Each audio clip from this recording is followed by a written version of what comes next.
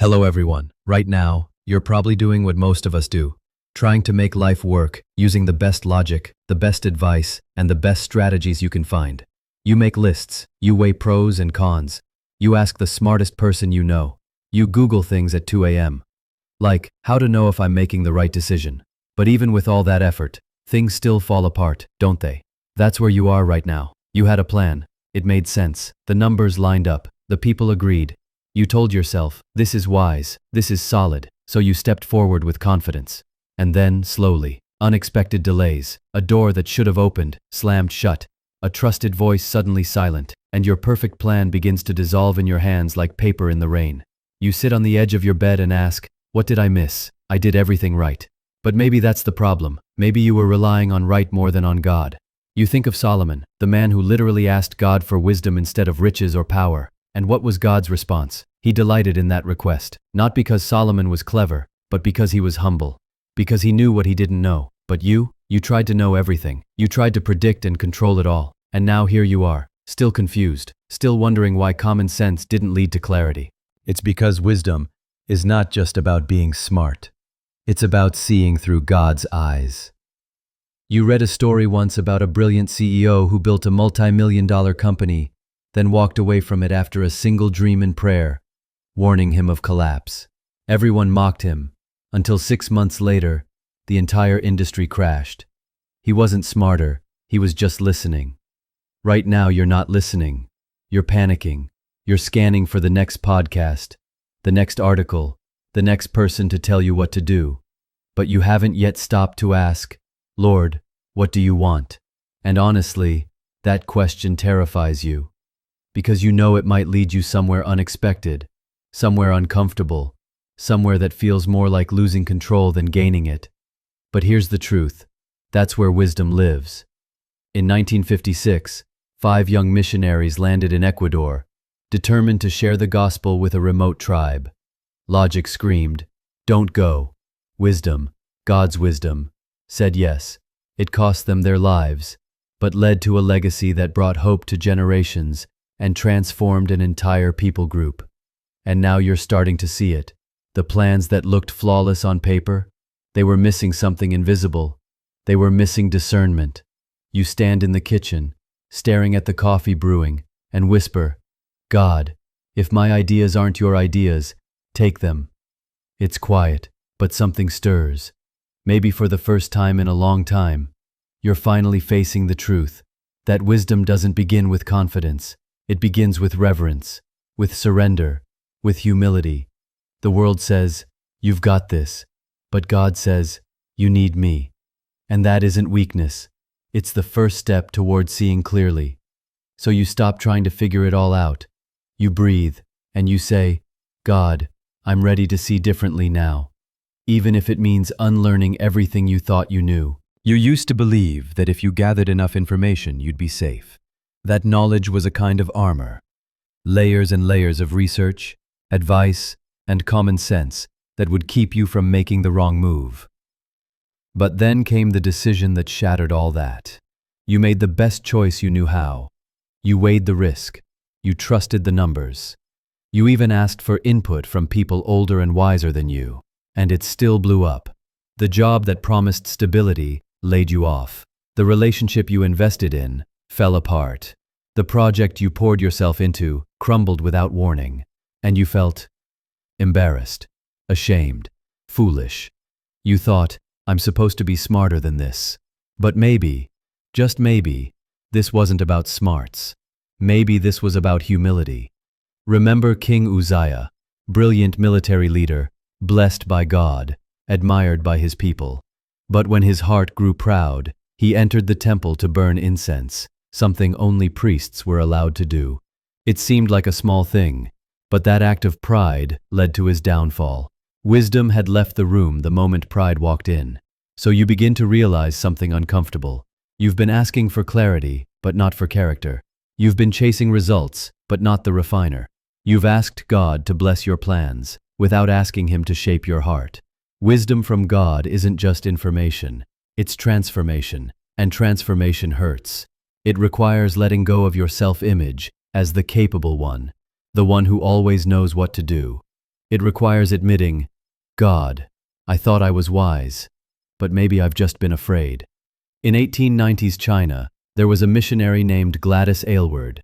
She had no formal education and was rejected by multiple missions boards, but she felt God call her, so she bought a one-way ticket and went alone. Everyone said she was foolish, but over time, she became a powerful witness to thousands, even saving orphans during war. Wisdom looked like weakness, but it was led by God. And now here you are, standing in the ashes of your well-intentioned mistake. And instead of scrambling to rebuild in your own strength, you pause, you breathe, you whisper, God, I don't want to just do what looks smart. I want to do what's right in your eyes. There's a soft shift inside you, like the difference between tension and trust, like letting your shoulders drop for the first time in days. You begin to look at your past not as a record of failures, but as a roadmap of grace. Ever heard the story of the man who tried to build a giant floating sculpture in the middle of a lake, convinced it would reveal the secrets of the universe? Years of work, millions of dollars, dozens of followers. And when it finally launched, it sank in 30 seconds. No one saw him again. Not because he failed, but because he didn't listen. You don't want that to be your story. You want to hear God before the structure falls. So you do something simple and strange. You get on your knees. You say, God, strip me of what I think I know, and replace it with what you know.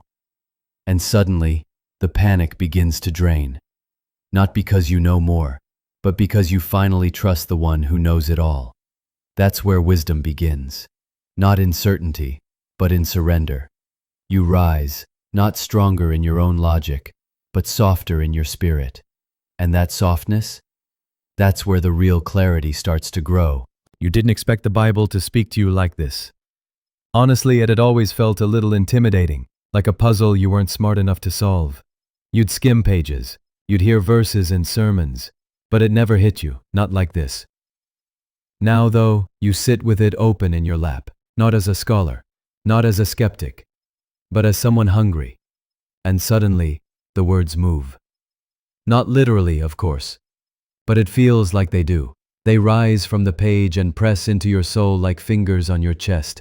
They whisper things you didn't even know you needed to hear. The Bible isn't just an old book. It's breath. It's a light in the fog. It doesn't flatter, it cuts, but it also heals. You read about people who made massive mistakes, people who trusted the wrong kings, chased the wrong dreams, clung to the wrong logic, and yet God met them. Over and over again. Like Gideon, so unsure of himself, hiding in a wine press, God calls him a mighty warrior. He protests, he doesn't believe it. But God doesn't need his confidence, he needs his obedience. You pause at that word. Obedience. Not analysis, not opinions, not control, just obedience. You've been trying to map every outcome. What if you just moved when God said go? What if you just waited when he said pause? You feel it now. How wisdom isn't just making the right choice, it's about making a righteous one. There was a young woman during World War II who lived in a quiet village. Her family hid refugees in the cellar. She was scared every single day, but she prayed. And one night, she had a dream that a patrol would search the house the next morning. So they moved everyone to the woods. Hours later, soldiers arrived. But the cellar was empty. They never found them. Her name never made the papers. But heaven knew her name. That kind of wisdom. It didn't come from a university. It came from kneeling. So now you begin to do the same. You don't just read the Bible. You ask it to read you. You pray before you open it. You say, God, show me what I've been missing. You expect more than facts. You expect formation. And God answers, maybe not in fireworks, but in slow, steady, sacred nudges. There's a man you once read about who spent years building a nonprofit from scratch until one day, in prayer, he heard God tell him to walk away. Everyone said he was crazy, but he obeyed. A year later, that organization was swept up in a scandal that would have destroyed his name. God had rescued him before the storm even began. Wisdom is like that. It's not flashy, it's protective. And now, when you read about David or Ruth or Joseph or Esther, they're not just characters, they're reflections. You see your doubt in theirs. You see your longing in their waiting. You start asking questions that don't have easy answers, like, what if the wise choice is the hardest one? Or, what if God's direction leads me away from comfort? Or, am I willing to follow, even when it doesn't make sense? And those questions, they don't crush you anymore. They clarify you, because you're beginning to see that wisdom isn't a loud voice. It's a quiet confidence in God's presence. You no longer pray for easy choices. You pray for eyes to see clearly. You start to trust that the Bible isn't just full of rules. It's full of rhythms for living, patterns of humility, postures of surrender. And you finally understand something that used to sound like a cliché. God's ways really are higher than ours. And when you lean into them, everything changes. You're not sure exactly when it happened, but one day, you looked in the mirror and realized you're no longer chasing control. Something softer has taken its place. It's not weakness, it's wisdom. And it doesn't come from diplomas or accolades or applause. It comes from a quiet resolve that says, even if I don't understand, I will trust. You think about Solomon, the wisest man who ever lived. He asked for wisdom, not wealth or long life, and God gave it to him. But even Solomon strayed when he stopped listening. Wisdom isn't something you earn once and keep forever. It's something you return to daily. Like manna, like mercy. You used to think, the more you grew in faith, the fewer questions you'd have. Now you see it's the opposite. The closer you draw to God, the more willing you are to say, I don't know. And the more you say that, the more peace you feel. Real wisdom has never been about answers. It's about awareness of God's presence, His pace, His priorities. You've stopped obsessing over quick decisions. You've started asking different kinds of questions. Not, what will this get me? But, who will this make me? There's a missionary in Africa who gave up a tenured teaching position at a prestigious university. No one understood it. He said God told him to go serve where there was no clean water. He built wells for over 40 villages before he died of malaria. When asked if he had any regrets, his final words were, only that I can't do more. That's what wisdom looks like now. To you. It's not flashy. It's not famous. It's not even always successful by the world's standards. But it's faithful. You remember a weird little moment last week, waiting in traffic, watching a man on the corner give away free sandwiches. No signs, no tips, just kindness. And you felt it, deep in your spirit. That's what wisdom looks like. Obedience in the ordinary.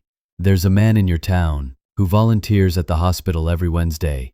He sits with people who have no visitors. He never posts about it. You only found out by accident. When you asked him why he does it, he smiled and said, because someone once did it for me. It's quiet. It's holy. It's wise. And now you're starting to live that way too. You wake up and ask, God, what do you want me to see today? Where should I go? What should I release? What should I hold on to? And slowly the anxiety fades. Not because you know what's next, but because you finally know who goes before you. There's a man in the Old Testament who walked with God for 300 years, Enoch. The Bible says he walked with God, and then he was no more. That's it. No resume, no biography, just a walk. And God thought it was beautiful. That's the kind of wisdom you're asking for now. Not to impress, but to endure. Not to be right, but to be righteous. You used to think wisdom was a destination. Now you see, it's a direction. And as long as you're walking with Him, you're already on the right path. So now, take a breath. Let everything you've heard settle softly across your heart, like dew on morning grass.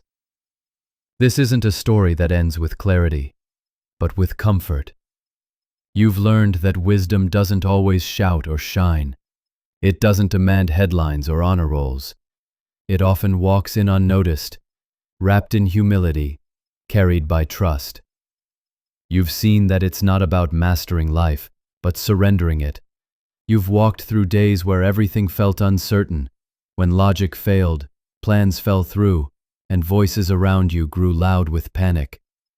And still, God was there, whispering, steadying, inviting you deeper. Now you know. You don't need to understand to be secure. You don't need to be perfect to be led. You don't need all the answers, just a heart that listens. Wisdom, you found, is not about lifting yourself up.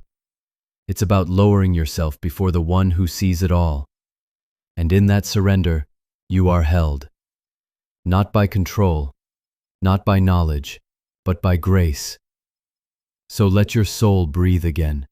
Let go of every performance, every anxious checklist, every desperate attempt to prove yourself. Let your heart return to stillness, to the quiet confidence that God gives wisdom generously to all who ask in faith. So now, as you sit in this moment, let the noise fall away. Let the striving fade. Let the presence of God become the only thing that matters. And as the light dims and the story closes, you are not alone. You are guided. You are loved. And you are being made wise. Not by your strength, but by His. Let your soul rest. Let your breath slow. Let peace wrap around you like a warm, invisible cloak. You've heard the story.